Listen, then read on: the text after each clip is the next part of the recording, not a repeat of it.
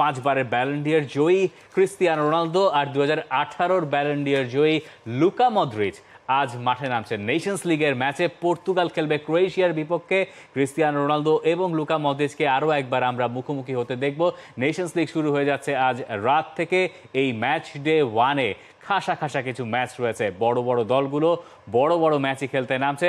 তার ভেতরে নোটেবল কোন ম্যাচগুলো রয়েছে?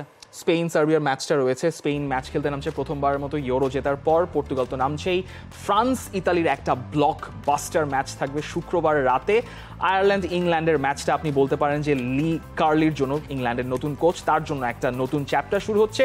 জার্মানি হাঙ্গেরির ম্যাচটা তাদের সেই কনফেডারেশন অনুযায়ী বেশ দুর্দান্ত একটা ম্যাচ হওয়ার সম্ভাবনা রয়েছে। নেদারল্যান্ডস বসনিয়ার ম্যাচ রয়েছে, যেখানে কোমান বলছেন যে যারা সৌদি আরব চলে যায় তাদের জন্য দলে কোনো জায়গা নেই, সেক্ষেত্রে বর্গবাইন দলে জায়গা পাচ্ছেন না। সেটাই আই থিঙ্ক নেদারল্যান্ডসের ম্যাচের একটা অদ্ভুত উক্তি।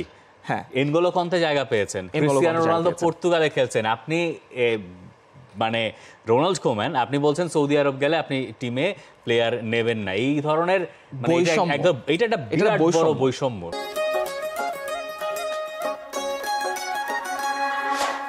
হ্যাঁ, যদি সেটা মনে প্রাণে বিশ্বাসও করেন তাহলে আপনি এটা বলবেন কেন?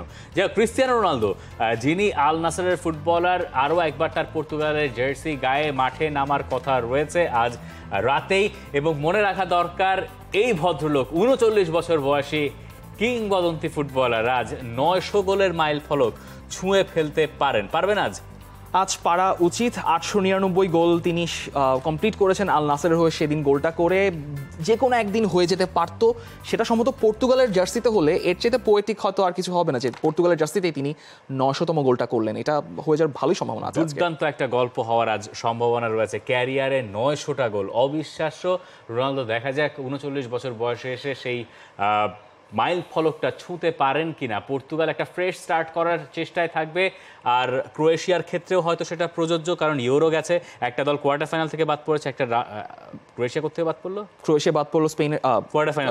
না, ক্রোয়েশিয়া তো প্রথম রাউন্ডই বাদ গেল জাকাইনির ওই গোলটার পর। তারপর মদ্রিচ কাঁদলেন। মদ্রিচকে আমরা সেই দৃশ্যটা আসলে শেষ হচ্ছে না, মদ্রিচ নামছেন, এটাই হচ্ছে সবচেয়ে বড় একটা ব্যাপার। এরপরে বাংলাদেশে এত ঘটনা ঘটেছে যে 2 মাস আগের ইউরো আর কোপা আমেরিকাকে আমার মনে হয় 2 বছর 3 বছর আগের ঘটনা।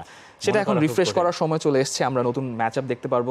পর্তুগালের মিডফিল্ডার পালিনিয়া, ভিতিনিয়া, এদের উপরে একটা নজর বোধহয় থাকবে। ব্রুনো ফার্নান্দেজ, একটা ফ্রেশ মিডফিল্ড বোধহয় দেখতে পারি।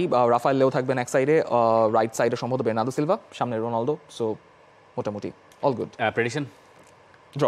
পর্তুগালের ঘরের মাঠ, পর্তুগালের পক্ষে থাকছে। প্রেডিকশন 900 গোলের রেকর্ডটাও বোধহয় হয়ে যাবে আজ। আপনার প্রেডিকশন কি জানাতে পারেন? For more updates, subscribe to our YouTube channel and click on the bell icon. Follow us on Facebook and Instagram. Download T-Sports app to enjoy exciting games and highlights. Visit tsports.com.